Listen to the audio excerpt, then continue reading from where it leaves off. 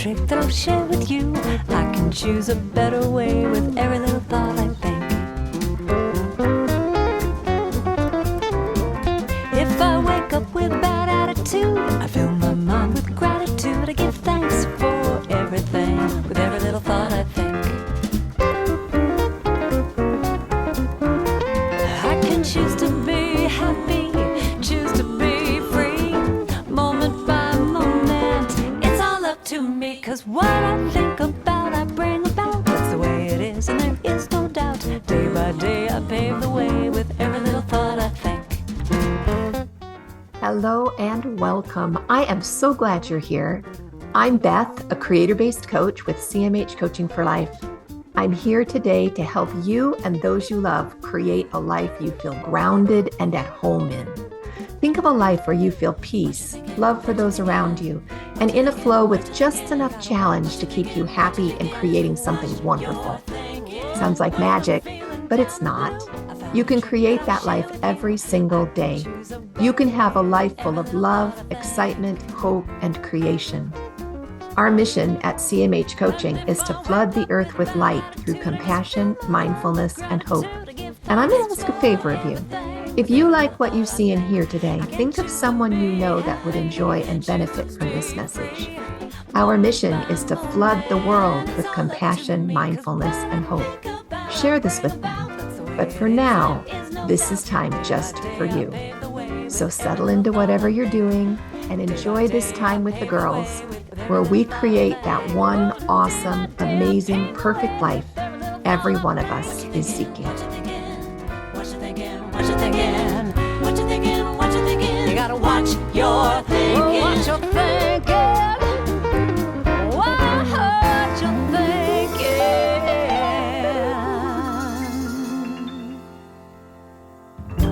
Welcome to CMH Coaching's Creator-Based Life podcast. We're so glad you're here to join us today on episode 137. And I remember. Really excited about our progress. Today, we're talking about something really near and dear to my heart as a child who was raised in Michigan. And maybe, Jen, you might recognize this too. Long Michigan winters, we really missed the birds. And one thing that we generally had around our home were sparrows. We could feed the sparrows all winter long, and that would give me hope that spring would come. I'm really a sun craver, and so it would be cold from my birthday in November all the way till the end of May. We truly celebrated when summer started in June, but the sparrows would give me hope, and they would bring light into my life, and they were cute, and they managed to survive those hard winters, and it was just beautiful. And I loved seeing them poof up and get, how they fluff to stay warm, and they get so soft. Just this fluffy little ball. Do you guys have a lot of sparrows up by you, Jen? We had some sparrows. Yeah, we had other stuff too. I'm sure Jason has other birds too that stay year round. We do, sparrows for sure. Yeah, and they just gave me hope. Well, this week when we were doing Tai Chi, in class, they were talking about, as you're doing your movement, having a hand, when you put your hand out, there's this movement called seizing the sparrow's tail, where you're actually brushing the tail of the sparrow and taking care of the sparrow. It's just the sweetest thing. But they were talking about in your hand, when you're putting your hand out, it needs to be flexible and soft so that it doesn't scare the bird. And it needs to be firm and stable so that they would feel safe lighting there. And so it was just kind of a cool idea to me, that symbolism, because immediately it resonated with the backward law. They're these teeny tiny little birds, super fragile, not to say that anybody would want to hurt them, but they're just little hollow boned, beautiful little tiny creatures.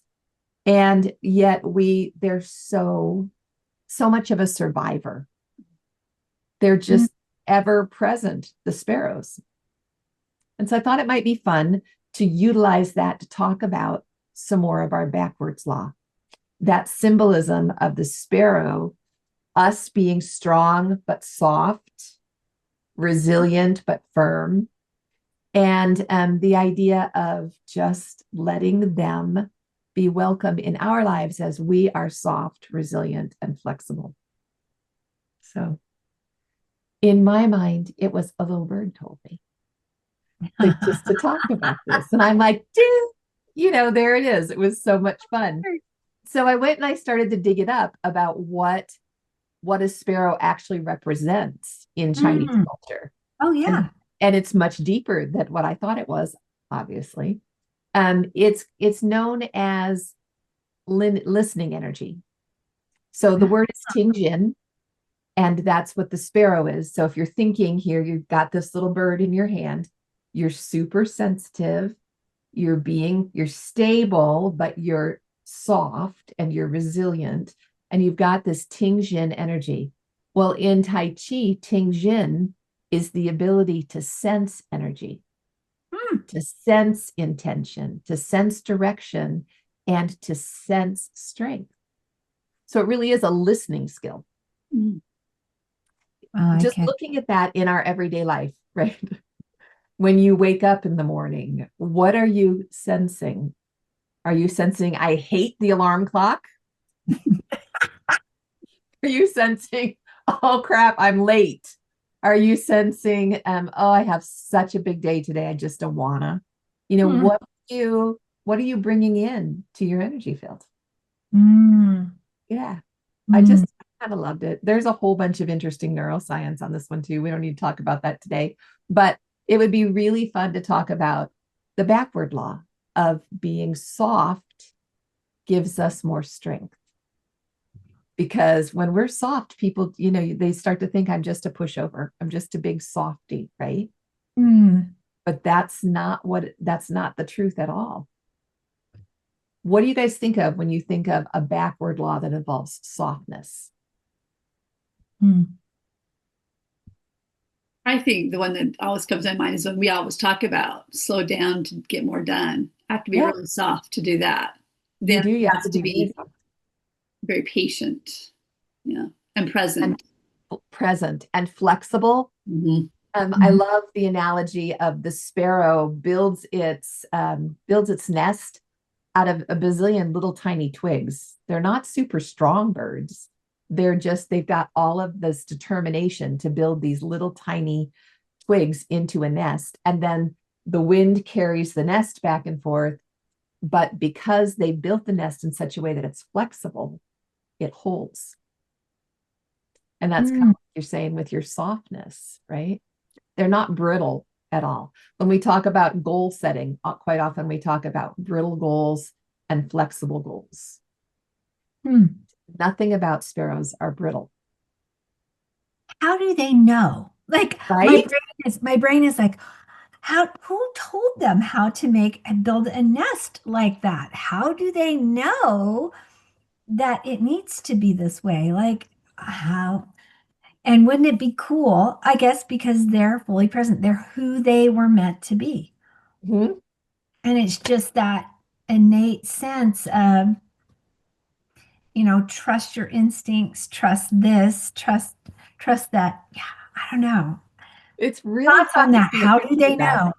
Well, and I love the idea of Tingjin, of being, like Jen said, the patient presence that lets you have that discernment of the different kinds of energies, that you're very present to the point where you can hear and feel things that maybe aren't being said, right? That listening energy. I really love that idea. Well, and isn't it, it's interesting because I'm thinking about the birds that come, the sparrows that come and sit. And like you said, Beth, I love this time because they're like puff balls, right? They are like little cotton fluff balls. Yeah. Oh almost like baby chicks. They're so fluffed up. Yeah, they're so cute right now. And just sitting on the posts in our garden. And when I first started going out, they were frightened, right? They didn't know what you were going to do. No, and I talk to them. My husband makes fun of me. I talk to them. Oh, I talk to the birds too. I think it's a good thing. To calm them down. And it's interesting because now I go out and they stay perched. They don't fly away anymore. And so I think it's really interesting that like you were saying, they have that sense and they can feel danger and um, Love. love and safety, and that it's an energy that we can give out as people and they can feel. But if we're like a sparrow, can't we be like that too? Can't we open our hearts and be present and be able to feel all of those things like Yeah, they that discernment, right? To hmm be able to discern that. hmm Yeah. Okay. But then the question is, how would we cultivate that? Say I really do want to be able to, be present and patient and discern so that I have this tinge and listening energy. What's going to do that in my life? practice. Well, yeah, practicing what though? Is it is it like we actually have this set of rules to practice, or is it the first thing that comes to mind for me is it's staying present in struggle. Mhm. It's the way we look at life. Are we looking at it as one long learning curve that we're approaching in gratitude? I would be willing to bet that the sparrows are very joyous. They look joyous to me when they're moving. They sing, They right? sing, and you know what's cool is they sing in all different kinds of weather. They Mhm. sing even in the storms, you Mm. know, the hard winds. I'm still blown away by the fact that their nests stay put, you know, in those. It's just so gifted. But for us, what works for you to have that listening gift, to not get your listening gift shut down? If I get scared, if I get frustrated, those are the first things to go for me is my listening, my tingjin, my listening energy. Because when I'm judgment, I'm not a good listener. I've already decided how this is going to go and it's not going to be pretty. That's it, the judgment. Yeah. Yeah. And I have to recognize that's the first part, is recognizing that I've switched into that pattern and I'm no longer listening. And that I know that's one of the R's, that it's not the first R that you First that R is respond, which respond. is you respond instead of react. And we all want to just react, right? Yeah. My first R, I always have for my first R is recognize, and then I can respond. Recognize.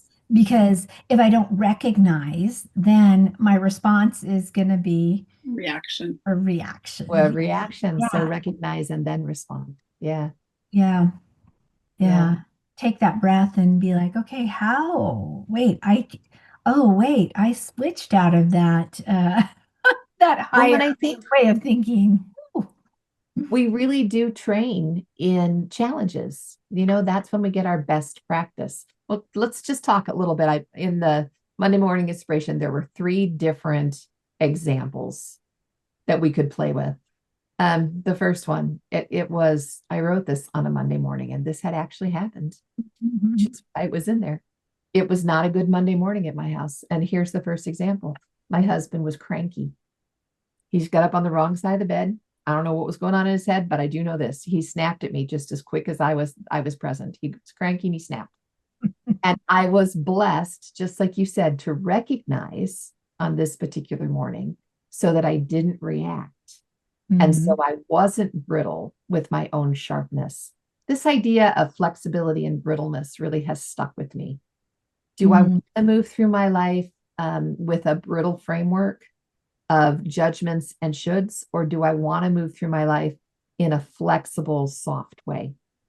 And the softer and more flexible I can become, the better my life starts to look to me. It's much more gratitude. But anyway, this morning, I could have chosen to be brittle, but it was a good Monday for me, even though it wasn't a great Monday for him.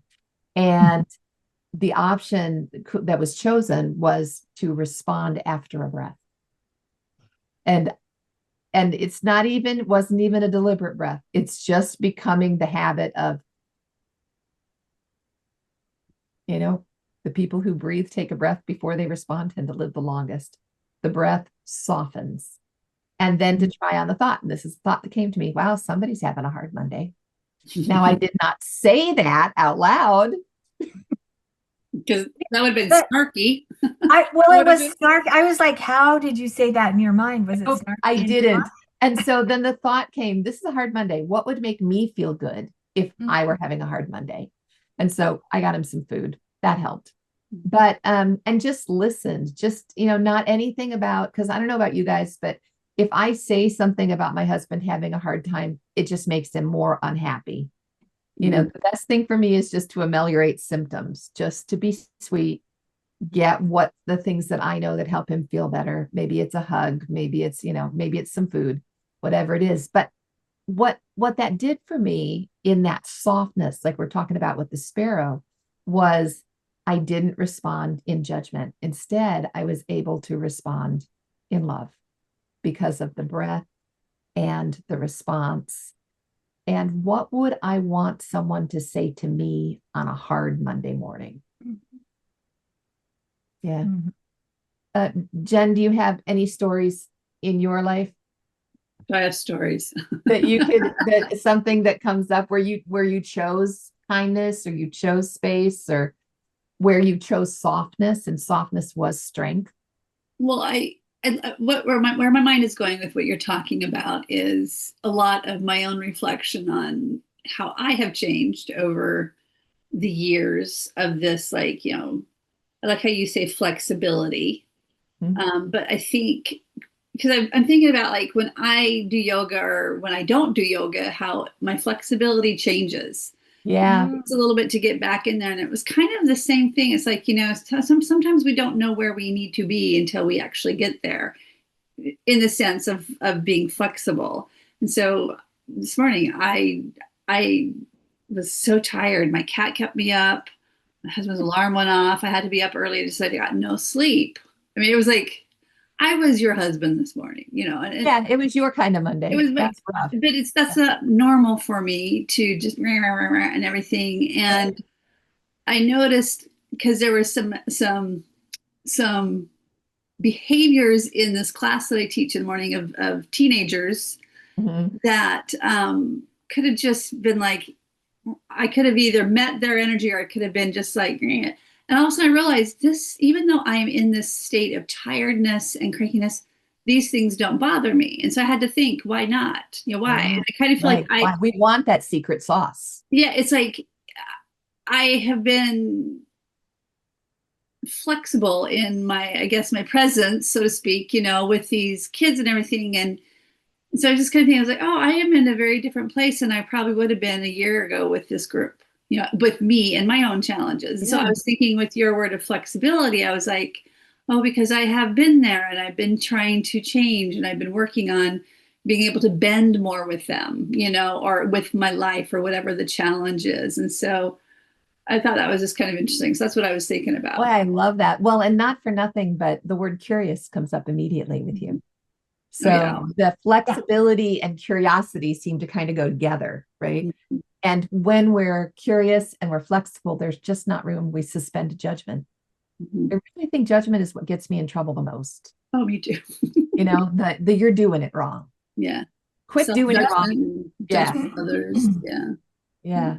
I had an interesting thing come across one of my feeds. I think it was probably Reels. I don't know, and I can't remember the neuroscientist or the counselor that posted this, but it talks about how they were asked what's the sign of a mentally healthy person, mentally, emotionally healthy person, and they said flexibility was the number one sign.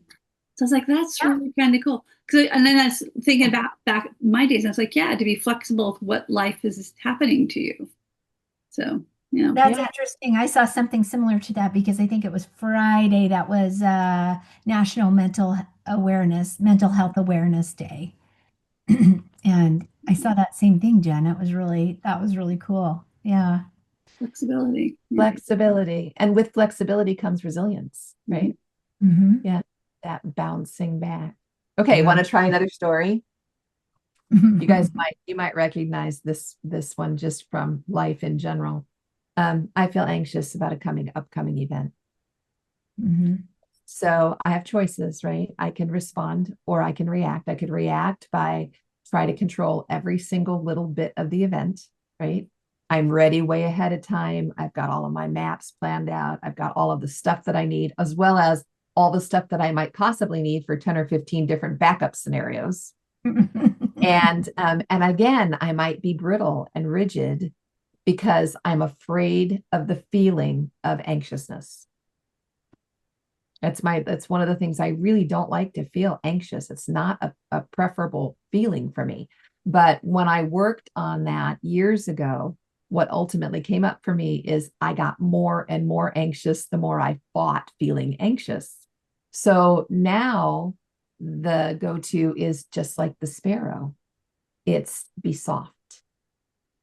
Be soft. I can go to that soft space with my creator, and I can be willing because he's with me to be vulnerable because I got my backup. He's strong.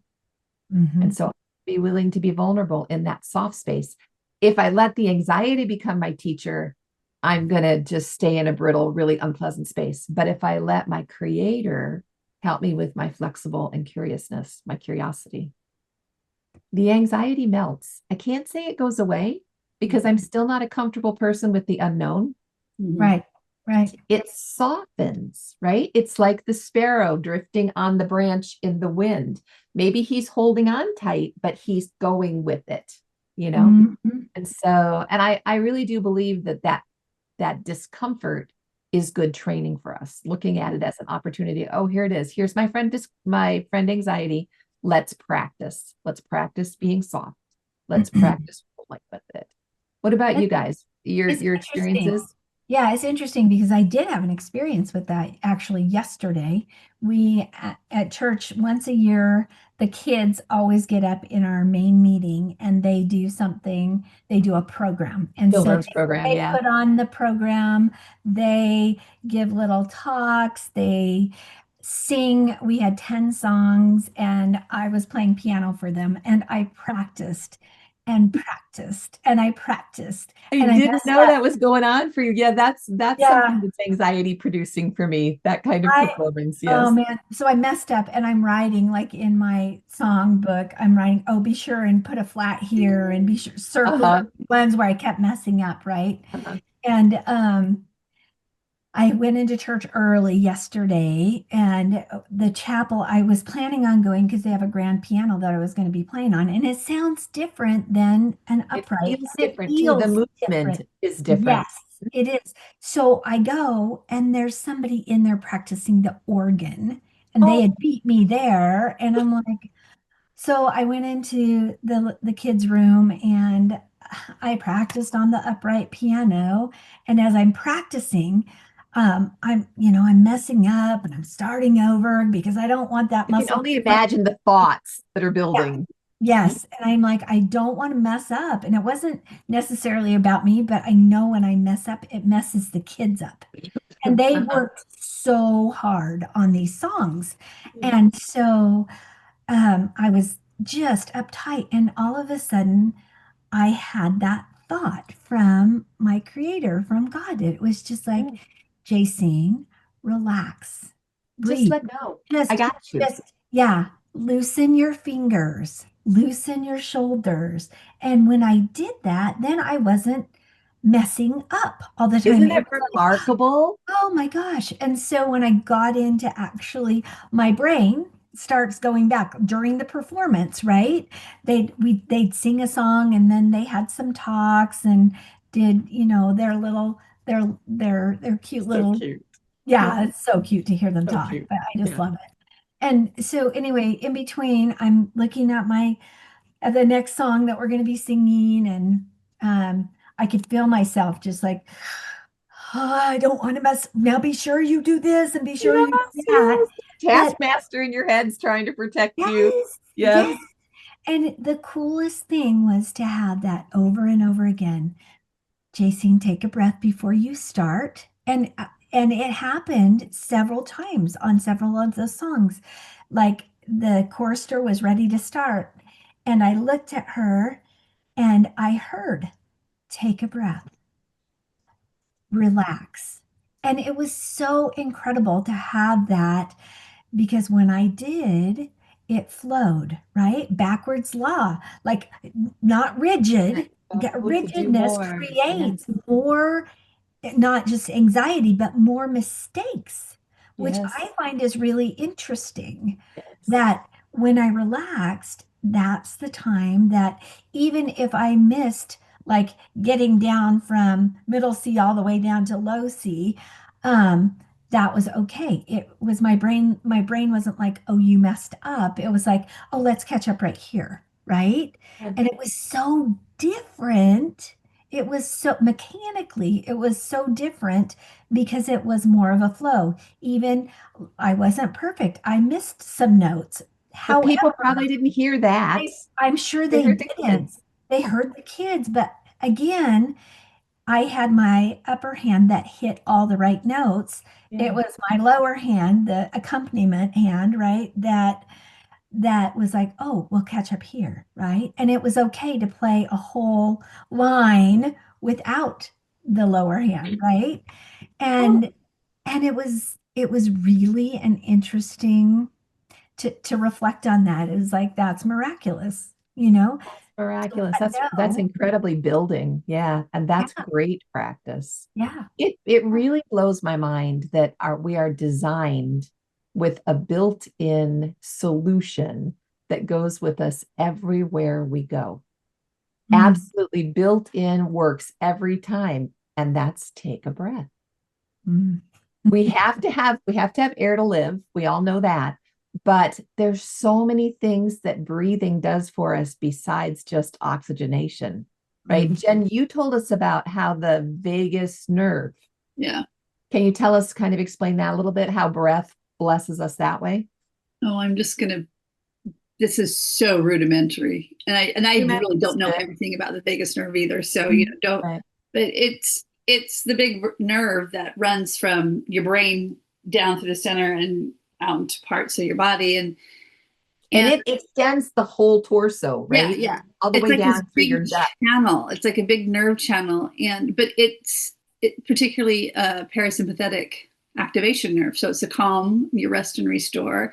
Uh-huh. And it can be activated by just breathing certain ways and taking in those and just big breaths. Like I wonder if the diaphragm massages it or something. I It don't does. know. It does. Yeah, I've read that like that double breath that we do when we're learning yeah, Yeah. that massage, the diaphragm comes up, and then again, it actually does a vagal nerve massage, which calms our brain down. yeah. And so, like I said, that's about all I know about it.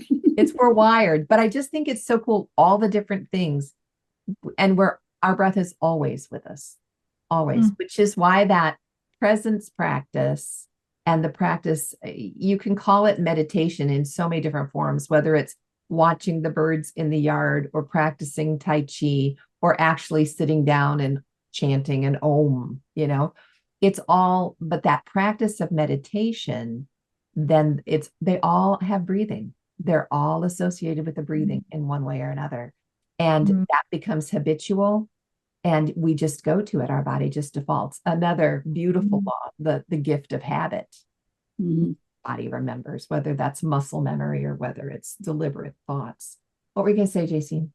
Nothing. I was just agreeing with that. It was just, Yeah, yeah, it's it's so, it's, it's so perfect. it's I mean, that perfect. Yeah, breath it's is, created that way. it is. And I was thinking about, my mind went to being diagnosed with sleep apnea Mhm. and not realizing for my whole life that I probably have had it most of my life. And now that I recognize the signs, if I'm not wearing my device, Yeah. um, I know when I stop breathing because my heart starts to race. And I was thinking about Ah, that's what wakes me up. That's what I feel first is this anxiety and heart racing and that's my body saying, "Wait, you're not breathing." And let so me take care of you. then I went to, well, I wonder if I do that when I'm in a stressful situation. I stop breathing. Yeah, And then we do. maybe Your my heart breath. starts Yeah. We racing, hold our right? breath. We do that instinctively. Yes. Yeah. So interesting. Take a breath. That's where I was. Like I was like, Take "Ooh." a breath. All right, let's do our third one because take a breath leads right into this one. I don't know how many of you have raised children or have taught children, but this particular scenario comes from my past. My child was defiant, rebellious, and to me, disrespectful. All of my buttons had been pushed, every single one of them. Like somebody had gone in and pushed all of the buttons, and spanking looked like a really good idea. Really good idea. Like But I've tried everything else. that's right. I mean, and I had no reason left in me. Okay, so and a lot of us get in those positions in those, even if it's not with our children, we may get there with a coworker, no spanking, not spanking with coworkers. They call that aggression or violence. I mean, it's just not a good idea. Violence in the workplace. Yeah. Yeah, violence in the world, not a good thing. But when you feel like spanking is a really good idea, there's your breath again. So do you know what that the being in the green zone in your nervous system, they're like the colors on a street light, red, Mm. yellow, green. And like Jen was explaining about the parasympathetic, the rest and Restore. restore, the rest and restore state. They refer to that, that's shorthand green zone, to be in the green zone. And so at that moment, I was very much in the red zone. Probably had stopped breathing. I'm sure my mind was racing. I'm sure there was a lot going on. But thinking about that moment of a breath, yeah, you wouldn't want to be a fly on the wall when I was raising children. It just, some days were okay. So every once in a while, there was one that was really good. But There were 9 of them. Let's just be yes, there were honest. 9 of them. Embrace. And Yeah. we figured it out. I was pregnant from age 19 to age 41. So you can do the math and figure how many years my husband had to live with a lactating or pregnant wife and all of the hormones that went with it. And it was Gosh. 45 when I was 45 when my last child was really potty trained and we were done with diapers. So it was a long, long time. And I learned a lot. It really did build me and our family in a beautiful way to be together. But this particular, I don't do disrespect very well. That's my No. yeah. But the breath, when I could pause and breathe, just that one moment, I could soften. Mhm. There is just such power in being soft. And Yeah. this didn't happen with this kid, but it would happen with a grandkid now. That's the beautiful Mhm. having more years under your belt. Could I let him be who he is right at this moment and love him as he is?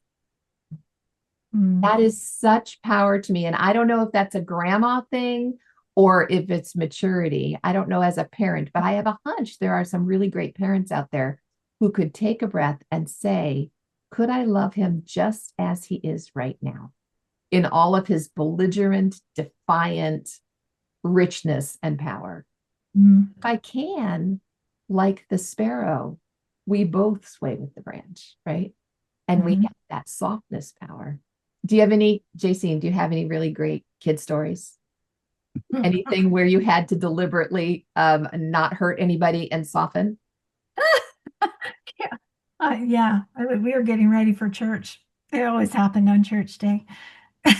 Always, always on a Sunday morning. Yeah, no matter what you have for breakfast, you're going to go to church sticky. Oh my gosh. Yeah. And the kids are in the car, and my oldest child starts picking on the middle child in the back Yes. seat. Yes. And Yes. I'm warning, we haven't even left the driveway wet. Yeah, I'm starting to back out. And I'm warning. And I'm PMSing at the same time. Oh man, I wonder about God's sense of humor with that. I don't Yes. know. Like, and Right. it did not, PMS was a thing with me. Like, it really Yeah, was. me too. And I warned him, I warned him, and I literally shoved that thing. I was backing out. I shoved it in park, and the car came to a deliberate Lurch. stop. And Yes. I jumped out of that front seat. I opened the back of the car and I grabbed him by his by his shirt and collar, and I'm like, ah! And I realized what I'm doing. I'm like, you're about to go to church? like, really? And look, Yeah. who are you behaving like? And I throw him in the car and I like run in the house and I'm like, I just have to have a minute. I'm gonna like I need a breath. repent, repent, repent. I'm so Repent, sorry. repent, repent. Yeah. And breathe, like just breathe and get my senses back, right? I needed some time to read.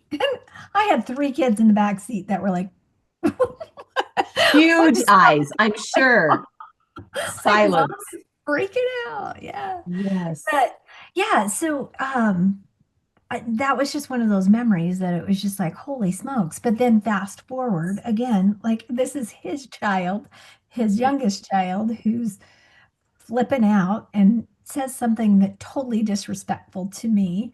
And my son sends him up to his room and you're not going to get this and getting all of his stuff taken away and that truck that grandma just bought you don't get it until you apologize and he's not going to apologize, right? Yes, what a power play. And just softening and thinking about, okay, what does this child need? This child doesn't need judgment. This child needs love, softening, right? So I Yes. grab the truck and I say, Brent, I don't mean to be disrespectful, son, but I'm going to go up and this is not this is not leverage. This truck is not leverage. This is a gift. It Yeah. isn't dependent on whether he behaves or whether he doesn't behave. That's his, my love isn't dependent on that. And so just going up and sitting on his bed and handing him the truck and explaining to him, you don't have to say you're sorry to have this truck because I love you. That's why I got you this. It's a gift.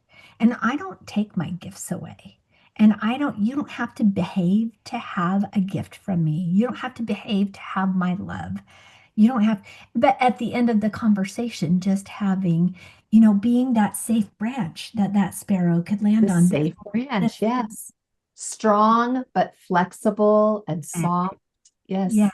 yeah. And just seeing that stark difference between how I behaved earlier, but it's learning, right? We practice it. Yes. And like Yeah. Jen started off saying, in her class, it was different because last year, even your thoughts last year, Jen, were different with those kids, right? Yes. Than Yes. they are this year. And it's that learning and that softening and being that safe branch for those kids in your class Yeah.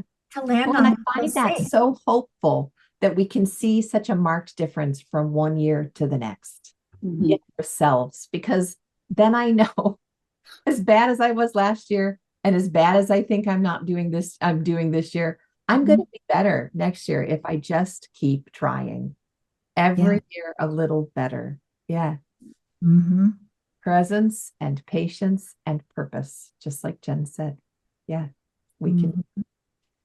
So hope, we can all hope and we can all practice that Ting Jin. I think I said Hmm. Ting Jin, that inspired listening and reading, read the room and breathing. Yeah. Presence, patience, purpose. And just know you'll be better next year. Just keep doing it. Yeah, just keep doing it. Speaking of which, you just keep doing book club. How's it going? We do. We're finishing our book this week. Well, a lot of us finished last week, but there were a few, so we couldn't do the spoiler alert of what really happens. But it was a really cool conversation because the month before we were doing the power of presence, right? And um, it's interesting to hear the ladies pop in and say, in this story. I'm seeing presence here, or I'm noticing that had this person at this time, if they could have just taken a moment and become present or given themselves permission to be human, how that would have changed, right? That tinge. Yes. And so it's really cool because it's cool to read like the self-help books or those books, but then it's also cool to bring in a story where you can apply that. And then you can also start it. What happens is you see it in somebody else's life, But then we have the conversation that comes on top of it that says, hey, in my life, I saw this too. And the way that this person behaved, I noticed that. And then I was able to go back to my book on presence and I was able to bring that in. And it's so often that sometimes we read a book and I'm like, it resonated Whatever. with me. But then in book club, there's always one person that keeps bringing it up and they're like, I needed that. I needed that at that time. I needed it. And so I really feel like with everything else that we do in CMH coaching, that as we go to our Creator, our Lord, our God, and we involve Him, that He helps us decide on the best timing and what books to read and then inspired discussions and questions to ask that lead us So to you walk away learning what he wants you to learn and Mhm. being better, Yeah. growing so that next year when it rolls around and you've got that rebellious remark, you know a little bit more clearly what you want to do. Yeah, we can see it. Every year we see it a little better. Yeah, Mhm. so cool. And then November 2nd, which is I think 3 short weeks away, we are doing the What's Your Word workshop with Jen. Jen, you want to talk about that? I know, I can't wait. Oh, it's it's a practice that I know, Beth, how long have we been doing it? Five, I six think this years will now? be our 5th year. Our fifth year, and then Jacine joined us shortly after. And Yeah, this will be my fourth year because this will be my fourth ring. yep, Yeah. hmm yep, I've got three. I'm going to get another one. yeah. Yeah, I get know it's another been one. kind Pretty of soon you fun. have a nice big stack. I Mhm. know. And what it is you focus on a word throughout the year on how um, you're going to use that word to have change, positive change in your life, and it's a word that you and your creator have come up with, and it's interesting. I like hearing how people like, how did I come up with this word? And it's so inspired, but yet so different. You're like, I don't want this word. And then you start to see how the word just really changes your life. You're like, It why does. did that word come? And then by the end of the year, you're like, I see why the Lord wanted me to have that word for growth. And so, yeah, growth could be a word, you It grow. could be. So, Or surge. My word was surge last year. And we had that oh, little bitty water leak. And by the end of the year, the whole house was different because of the rehab from yeah. that little bitty water leak. Yeah. And I can And it remember led to your blossom. yeah, it led to my blossom. Yep. And surge. Yeah, it was crazy. I remember standing in the middle of the living room with the foundation with a hole in it and everything cracked apart. And my husband had just brought home a baby grand piano that he had just found that morning. And we had just found out that we were going to get thousands and thousands and thousands more dollars to get the house. And all I could just stand there and say thank you, because by the end of the year, we had a completely different space. We were able to create Safe Haven Retreat, and it was Mhm. all Surge, and it was in God's hands. Yeah, it was You really had cool. no idea that that's how it was going to happen either. So, No idea. I honestly thought it was going to be a business surge, that we were going to get a lot more people at CMH and it was all going to be business, but it wasn't. It was all the retreat, providing a safe haven for people to come to for Tai Chi and for the different trainings and things that we offer. Yeah, it was really cool. so it's just Mhm. interesting to have a word to focus on to see how things in your life develop or come to pass around that word. As you read, as you have experiences. Yeah. So it's a And fun, it's so practice. uplifting. Yeah, so good. So we have that on November 2nd. And then in December, we'll be doing the year-end review with Jacine and probably thereafter our next joy retreat, right? We don't have dates for those yet, but we will have them soon. Yeah, Mhm. got some really good stuff coming this fall. And then, oh my gosh, it will be 2026. I just can't even. Can't even. I just can't even. But for today, just for today, let's practice appreciating those little birds that Mhm. are in our path. You're gonna see them all over the place. Little inklings, little birds, softness, all of the things that you've had come to you as you've listened today. Let the Mhm. little birds be those reminders for you. Things that you feel like you want to work on, things like you feel like you might not want to do anymore, or things, whatever came to you. Maybe it's somebody But let's just listen and let the birds remind us, because the sparrows, they're beautiful and they're so symbolic. It's just amazing. Remember the power of softness, the backward law.